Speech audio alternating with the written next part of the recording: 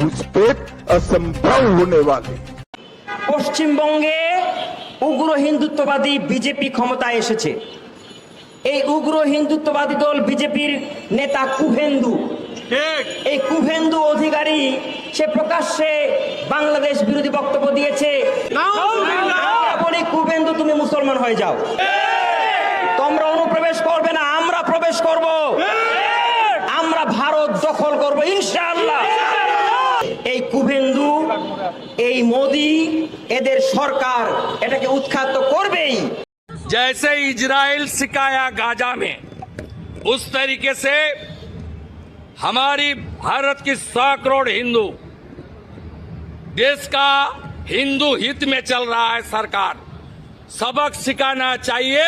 मौलानाओं की रातों की नींद हराम कर दी है। जो बंगाल कल तक इनकी घुसपैठ और तुष्टीकरण की प्रयोगशाला था, वहां अब राष्ट्रवाद का परचम लहरा रहा है। लेकिन हैरान करने वाली बात यह है कि भारत के आंतरिक मामले में अब बांग्लादेशी मौलाना सीधे सीधे युद्ध और विभाजन की धमकी दे रहे हैं। बांग्लादेश में शुभेंदु अधिकारी का नाम सुनते ही वहां के मौलानाओं के पसीने छूट रहे हैं। शुभेंदु इन कट्टरपंथियों के लिए किसी डरावने सपने से कम नहीं है। तो शुभेंद्र अधिकारी যে হুঙ্কার দিয়েছেন, আপনি বোকার রাজ্যে বাস করতেছেন, ফার্দার যদি ওই করা হয় এটা বরদাস্ত করা হবে না। জানেন 107 জন মুসলমান এমপি হয়েছে, যাদেরকে ওরা বলে বিধায়ক। তাই আপনি মনে করেন যে মুসলমান মুক্ত করবেন, কেমনে আপনি করবেন? মোদিকে বলবো আপনার এই কুলাঙ্গার বেয়াদব জারসকে আপনি থামান, যদি না দাবান তাহলে আমরা বাংলাদেশ থেকে যেতে বাধ্য হব। आपको क्या लग रहा है कि ये क्या वाकई एक हिंदू नेशनलिज्म की वेव है, और ये जो वेस्ट बंगाल में 15 साल के बाद बीजेपी को इतनी बड़ी कामयाबी मिली है, इसका असर इंडिया और बांग्लादेश और पाकिस्तान और इंडिया के ताल्लुकात पे भी पड़ेगा? नहीं, मेरा नहीं ख्याल कि इसका असर जो है वो खित्ते पे पड़ेगा। अच्छा, लेकिन इसका असर जाहिर है भारत की इंटरनल सियासत पे जरूर पड़ेगा। और जैसे आपने भी कहा, ये इलेक्शन बड़ा कंट्रोवर्शियल है। तो अब हमें देखना है कि क्या कोई नेशनल ऑपोजिशन उभर सकती है। बिकॉज देखें, ऑपोजिशन कमजोर है और डिवाइडेड है। तो आया वो कहते unite to take on the BJP, मैं समझती हूँ इस पे बहुत ही एक सवालिया निशान है। अब क्या इंडिया के अंदर वन पार्टी आ रही है? कह रहे हैं वहां पोजीशन ही खत्म कर दी है नरेंद्र मोदी साहब ने। वो लोकसभा में क्या करते हैं कि बंदे खरीद लेते हैं और नीचे जो है वो चाबी दे देते हैं मीडिया को, और सारा टाइम मीडिया उनकी तारीफें करता रहता है। मतलब डेमोक्रेसी है वहां पे, लेकिन डेमोक्रेसी नजर नहीं आ रही। वो ममता बनर्जी कहती हैं इलेक्शन चोरी कर लिए हैं। What do you make of that? ये क्या जमहूरियत, किस तरह की सिचुएशन चल रही है? आप इसको कैसे देखते हैं?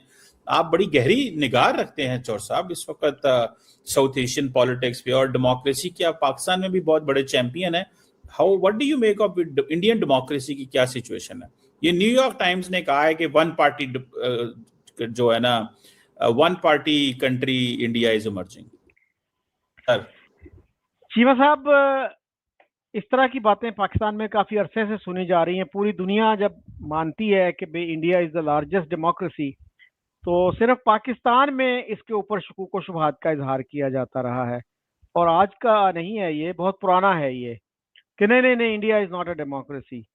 तो it is, I think, too early to say कि India is going to be a one party state और it's going to be a multi party state.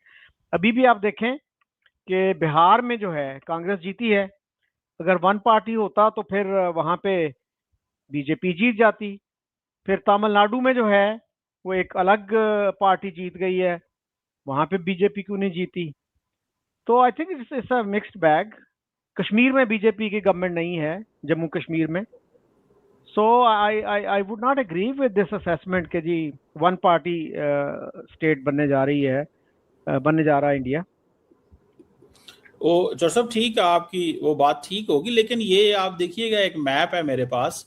इस मैप में 72% land and 78% population is being ruled by the BJP. और ये है non BJP आपके सामने नजर आ रहा है कि क्या है। और द क्वेश्चन इज कि जो वहां पे पॉलिटिक्स ये है कि राइट विंग हिंदू नेशनलिज्म, सियासत राइट विंग करो और इकोनॉमी लेफ्ट विंग की करो, लिबरल इकोनॉमी की तरफ जाओ। That is basically the crux of Indian politics. और राइट विंग में ये है कि जिस तरह ट्रीटमेंट होता है वहां पे माइनॉरिटीज के साथ, जो कुछ वो बोलते करते हैं, वो मैं वीडियोज और उन चीजों में नहीं जाना चाहता एंड ऑल दैट, वहां पे क्या होता है। लेकिन आप do you buy this theory कि ये जो मैप है, ठीक है जी, इस मैप के अंदर उन्होंने हर चीज अपने कब्जे में कर ली है। तो ऑपोजिशन तो वहां पे चीख रही है कि इन्होंने हर चीज मैनेज कर ली है, इवन कि कोर्ट्स तक वो कह रहे हैं कि मैनेज्ड है। मीडिया तो आप एग्री करेंगे कि मैनेज्ड है, 100% मैनेज्ड है। आप कैसे देखते हैं? I just gave you the map, इसको जरा देख लें, ऑरेंज कहाँ पे है और बाकी दुनिया कहाँ पे है। तो चीमा साहब एक वक्त वो था कि जब कांग्रेस की इसी तरह की पोजीशन थी कि सारे इंडिया में कांग्रेस का तूती बोलता था। और ये जो आप बात कर रहे हैं कि मीडिया को मैनेज कर लिया या कोर्ट्स को मैनेज कर लिया, इसको अगर हम पर्सपेक्टिव में डालें, if we put it in perspective, तो पाकिस्तान में क्या पोजीशन है? पाकिस्तान की जो रूलिंग एलीट है इस वक्त, क्या उसने अदालतों को मैनेज नहीं कर लिया? क्या उसने बाकी इदारों को मैनेज नहीं कर लिया? मीडिया को मैनेज नहीं कर लिया? आपको कितनी क्रिटिकल आवाजें जो हैं मीडिया में सुनाई देती हैं। तो हमें अपना भी रिकॉर्ड देखना चाहिए कि हमारा क्या रिकॉर्ड है। बुरे हैं ना, देखिए चौट साहब, आपके बकौल तो हम बुरे हैं, मैं तो कह रहा हूं, हम तो हमारी तो बात ही छोड़े ना, हम तो हैं ही बुरे। चलो इस बात पे तो हम एग्री करके आगे चल रहे हैं। देखिए मैं तो आपकी बात मान गया कि हम बुरे हैं। मैं कह रहा हूं कि मुझे शाम को, आप इंडियन डेमोक्रेसी को हम बात कर रहे हैं, मुझे सिर्फ 2 बंदों के रात के टीवी शो पे नाम बताएं जो, this is a 1.4 billion country democracy, ठीक है जी, मुझे 2 बंदों के नाम बता दें जो इंडियन मीडिया के ऊपर बैठ के रात को इंडिपेंडेंट बात करते हो। 2, मैं 3 की बात की, 2। अच्छा, पिछले दिनों जो है इवन अर्नब गोस्वामी पे लोग कह रहे थे कि जी ही हैज स्विच्ड साइड्स, वो अब गवर्नमेंट पे क्रिटिसिज्म कर रहा है। मुझे बताइए राजदीप सरदेसाई को कैसे रेट करते हैं आप, कहां प्लेस करते हैं? राजदीप सरदेसाई सारा दिन इंडियन गवर्नमेंट पाकिस्तान के ऊपर बैशिंग कर रहा होता है, अमेरिका पे बैशिंग, जो गवर्नमेंट की लाइन टो करता है वो। आपको किसने कहा कि वो इंडिपेंडेंट बात करता है? मेरे साथ आए, उसका कोई मीडिया देख ले, कोई उसकी कॉन्फ्रेंस देख, कोई उसके शो देख ले, मुझे पहले दिन से बताएं। आपने नजम सेठी को कोट किया, जो बड़े इंडिपेंडेंट आपको लगता था, आपने उसको भी रगड़ दिया, नजम सेठी को, ठीक है, वो आपकी चॉइस है, जिसको मर्जी रगड़े। You are a man who believes in free speech, रगड़े उसको। मैं तो कह रहा हूं 2 बंदे बताएं चोर साहब, 2। आपसे मैं यही सवाल अगर करूं कि हमारे मेन स्ट्रीम मीडिया पे 2 लोग बता दीजिए, 2 लोग नहीं, सुने मेरी बात सुने 2 लोग बता दीजिए जो ये कहते हो, जो क्वेश्चन करते हो कि यार ये फॉल्स फ्लैग ऑपरेशन कैसे था, और तो क्या कितने इंसिडेंट्स हुए हैं इंडिया में, सारे फॉल्स फ्लैग ऑपरेशन थे। नमस्कार दोस्तों, स्वागत है आपका भारत नाउ में।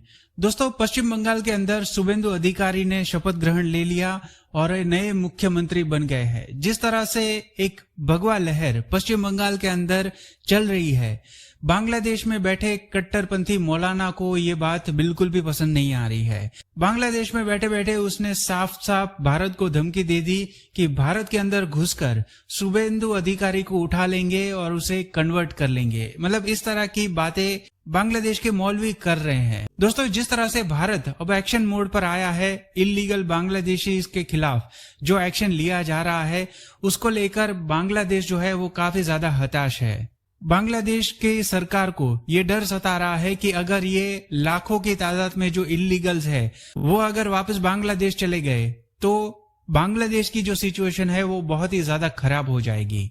तो आए दिन वहां के पॉलिटिशियन और मौलवी मौलाना भारत को अब धमकी देने पर उतर आए हैं।